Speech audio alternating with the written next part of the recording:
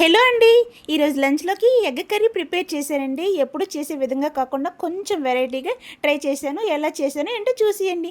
మొదటగా ఎగ్స్ని బాయిల్ చేసుకొని దానిపైన ఉన్న పొట్టును తీసేసాను. ఘాట్లు పెట్టుకున్నానండి. ఈ విధంగా ఘాట్లు పెట్టుకుంటే అందులో ఉప్పు కారం బాగా పడుతుందని ఉద్దేశంతో అలా పెట్టుకొని ఒక కళాయి తీసుకున్నాను. ఆయిల్ వేసుకొని అందులో ఉప్పు కారం పసుపు వేసుకొని బాగా ఫ్రై అయిన తర్వాత ఎగ్స్ని కూడా వేసి కలర్ చేంజ్ అయినంత వరకు బాగా ఫ్రై చేసుకొని ఒక ప్లేట్లో పెట్టుకున్నాను. అదే కళాయిలో ఆనియన్స్ పచ్చిమిర్చి కరివేపాకు వేసుకొని బాగా మగ్గినంత వరకు ఉంచుకున్నాను. ఈ లోపల మిక్సీ గిన్నెలోన ఆనియను జీలకర్ర అల్లం వెల్లుల్లి వేసుకొని మిక్సీలో పేస్ట్ ప్రిపేర్ చేసుకున్నాను కదా, ఆ పేస్ట్ని ఇందులో వేసుకున్నానండి. వేసుకొని బాగా మగ్గినంత వరకు పచ్చివాసన పోయినంత వరకు ఉంచుకున్నాను. ఆ తర్వాత అందులో ఉప్పు కారం పసుపు ధనియాల పౌడరు మిరియాల పౌడరు వేసానండి. ఎప్పుడు వేసి చేసే విధంగా కాకుండా అన్నాను కదా, మిరియాల పౌడర్ స్పెషల్ అండి.